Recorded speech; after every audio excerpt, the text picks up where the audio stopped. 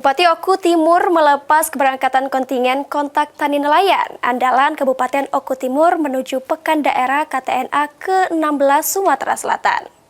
Kehadiran Allah Subhanahu wa Ta'ala, Tuhan yang Maha Esa, atas limpahan rahmat wassalam. Bertempat di ruang Bina Praja Pemerintah Kabupaten Oku Timur, Bupati Ogan Komering Ulu Timur Lanosin melaksanakan prosesi pelepasan 40 kontingen kontak tani nelayan andalan atau KTNA guna mengikuti Pekan Daerah KTNA Sumsel ke-16 di Kabupaten Empalawang. Peda KTNA ke-16 Sumatera Selatan merupakan ajang rutin yang mempertemukan para petani dan nelayan dari berbagai kabupaten atau kota di Sumatera Selatan untuk bersilaturahmi, berbagi pengalaman, mengasah kreativitas, serta mempromosikan produk unggulan daerah masing-masing.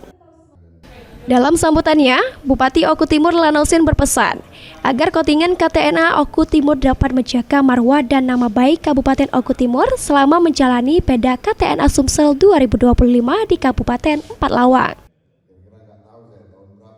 Ajang kebahagiaan atau silaturahmi para petani yang ada di Sumatera Selatan ini. Saya doakan acara ini sukses di Empalawang. Harapannya Pak Bupati? Harapannya ketika sudah pulang nanti bisa menjadi guru bagi para masyarakat yang bertani dan sebagai nelayan atau ikan budidaya di Kabupaten Oku Timur. Peda KTNA Sumsel tahun 2025 akan dilaksanakan di Kabupaten Empalawang, tepatnya di Pulau Pas, Kecamatan Tebing Tinggi sebagai pusat kegiatan Peda KTNA ke-16 Sumatera Selatan. Elvandri Jeffriyadi, PAL TV.